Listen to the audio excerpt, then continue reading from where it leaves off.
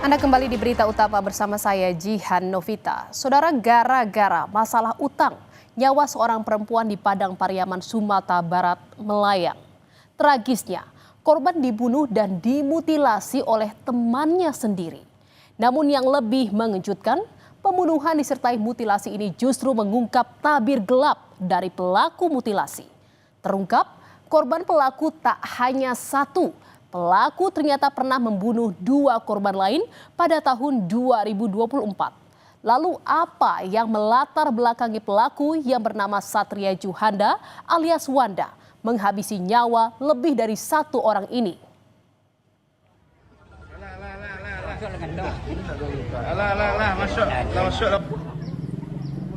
Selasa 17 Juni lalu, seorang nelayan menemukan mayat dengan kondisi tidak utuh di Sungai Batang Anai, Kabupaten Padang Pariaman. Mayat tersebut berada di tepi aliran sungai tidak jauh dari kapal nelayan. Penemuan itu menggegerkan warga setempat. Diduga mayat tersebut merupakan korban mutilasi.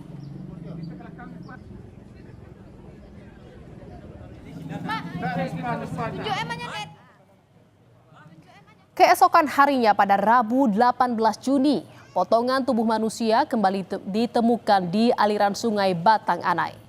Lokasi penemuan ini berjarak 3 km dari penemuan tubuh korban. Di hari yang sama, bagian tubuh lainnya ditemukan di sungai tempat pelelangan ikan Padang Sarai, Koto Tengah Padang yang merupakan muara dari sungai Batang Anai. Bagian tubuh yang ditemukan langsung dibawa ke Rumah Sakit Bayangkara Padang untuk diotopsi. Saudara, polisi belum mengungkap identitas potongan mayat yang ditemukan secara terpisah di Padang Pariaman hingga Kota Padang. Namun sejumlah warga yang merasa kehilangan anggota keluarga mendatangi Rumah Sakit Bayangkara.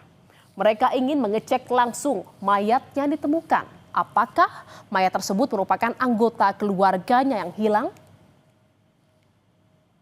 Dan saudara, titik terang mulai terlihat saat penemuan cincin yang melingkar di jari lengan kiri korban. Korban adalah Septia Adinda, perempuan berusia 25 tahun. Salah satu teman Adinda, Putri Wulan, menyebut cincin tersebut sangat mirip dengan yang dipakai Adinda. Wulan bilang Adinda telah hilang selama 4 hari. Terakhir kali ia dan Adinda berkomunikasi terkait rencana pengajuan peminjaman uang ke bank sebesar 20 juta rupiah. Yang cuman cincin di jari manisnya itu cuman satu-satunya punya dia. Itu dibikinin itu, nggak ada dijual. Itu dari plastik ya, dirajut. Terakhir komunikasi sama dia tentang apa? Tentang biaya uang aja. Untuk apa biaya uang itu? Iya, pinjaman. Berapa nilai? Sekitar 20 jutaan. Itu kan kalau penggadaian motor kan sekitar itu kalau di bank. Saudara, terungkapnya identitas korban menjadi titik terang siapa dalang di balik pembunuhan disertai mutilasi itu. Polisi mendapat identitas Satria Juhanda alias Wanda, orang yang diduga kuat dekat dengan korban dan dicurigai sebagai pelaku. Pelaku yang merupakan teman korban ditangkap di rumahnya di Jorong Lakwak, Nagari Sungai Buluah, Kecamatan Batang Anai, Padang Pariaman. Pelaku membunuh dan memutilasi korban di sebuah perkebunan di Korong Kapalo Banda, Nagari Sungai Buluah Timur, Kecamatan Batang Anai pada Minggu sore lalu.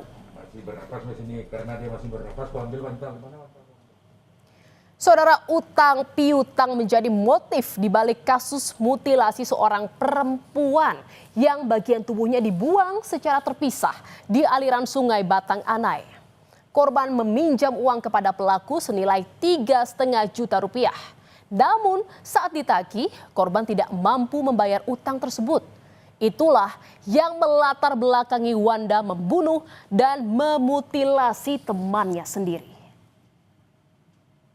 Melakukan penyelidikan dan ditemukan nama yang diduga kuat itu dekat dengan korban. Dari situ bergerak mencari sekaligus menyelidiki di mana posisi pelaku ini.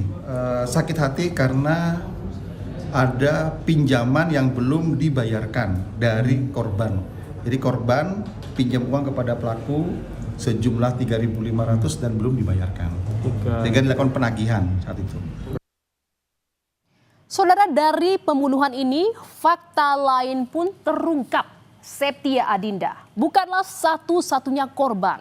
Kepada polisi, pelaku Wanda mengaku telah membunuh 2 perempuan lainnya 1,5 tahun lalu. Keduanya merupakan mahasiswi bernama Siska Oktavia Rusdi dan Adek Gustiana yang masing-masing berusia 23 tahun dan 24 tahun. Saat itu Siska berstatus sebagai kekasih pelaku dan Adek merupakan sahabat Siska. Kedua dibunuh di rumah pelaku dan dikubur di sumur belakang rumahnya. Dan saudara, warga mengelilingi rumah pelaku Wanda untuk menyaksikan proses evakuasi pada Kamis pagi. Polisi bersama petugas terkait membongkar sumur tempat 2 korban dikuburkan. Polisi menemukan sejumlah kerangka manusia dalam kondisi yang sudah tercerai-berai. Selain kerangka, juga ditemukan sejumlah barang bukti berupa baju dan barang bawaan yang diduga merupakan milik korban. Temuan kerangka dievakuasi ke Rumah Sakit Bayangkara Padang untuk proses identifikasi lebih lanjut. Tadi juga ada 1 kerangka yang sudah bercerai-berai, tapi itu belum tahu mau diapakan karena memang belum ada surat permintaan dari pihak kepolisian. Kalau kerangka hanya itu, jadi hanya menunggu dari Polres surat permintaan untuk dilakukan penyelidikan otopsi untuk kerangka. Oh, nanti dari proses gitu. Masih dalam proses? Iya, masih dalam proses. Saudara, warga berkumpul di rumah almarhum Siska Oktavia Rusdi untuk bertakziah. Namun lantunan surat Yasin bukan untuk Siska, melainkan untuk mendiang ibunya Nila Yusnita yang meninggal pada Kamis pagi. Pagi itu, ibu korban mendatangi lokasi sumur yang menjadi tempat anaknya dikubur oleh sang kekasih Satria Juhanda alias Wanda. Saat pembongkaran berlangsung, ibu korban jatuh pingsan, kemudian menghembuskan nafas terakhirnya. Siska dilaporkan keluarga hilang sejak Januari 2024. Kehilangan Siska menjadi pukulan berat bagi keluarga. Kesehatan ayahnya pun menurun hingga meninggal dunia 6 bulan setelah Siska menghilang. Ya, pas kejadian penemuan tersangka berbarengan sama orang tua dari adik saya ini yang memutilasi ini, meninggal bang orang tuanya. Karena ibu dari Cika nih.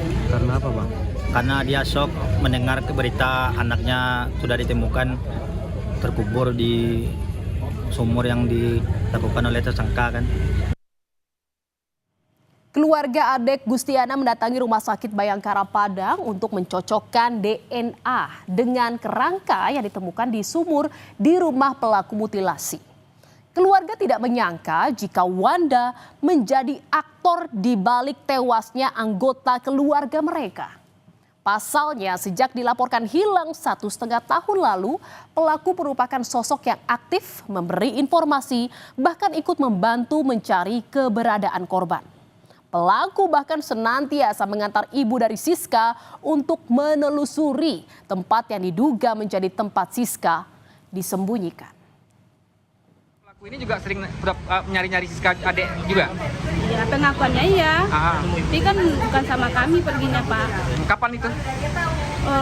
3 bulan, setelah 3 bulan hilang lah.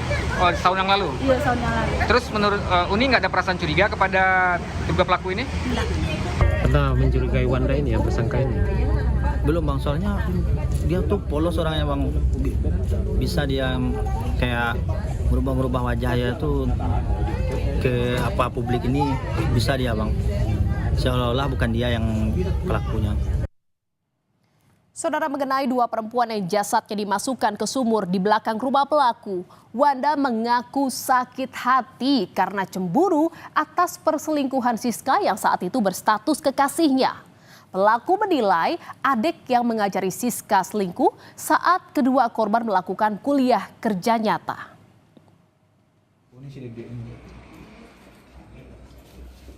Adik selingkuh ke kamu? Yang ngajarin Cika selingkuh itu si Dede. Udah saya lihat chatnya. Kamu pacaran sama Cika? Iya, Dede. Iya. Iya. Cikanya selingkuh. Cika selingkuh. Kamu bunuh lah si Cika itu. Iya. Terus kenapa Dede kamu bunuh? Yang ngajarin si Cika ini selingkuh si Dede. Di KKN dia jadi. Kamu bunuh juga si Dede. Iya. Saudara, kejahatan yang dilakukan Satria Juhanda alias Wanda menimbulkan duka yang bertubi-tubi bagi keluarga korban. Keluarga berharap penegakan hukum mengusut kasus ini hingga tuntas dan pelaku mendapat hukuman yang setimpal dengan perbuatannya. Ingat, tidak ada kejahatan yang sempurna. Setiap tindak kejahatan, tidak peduli direncanakan dengan hati-hati, pasti akan meninggalkan jejak dan petunjuk yang akan mengungkap pelakunya.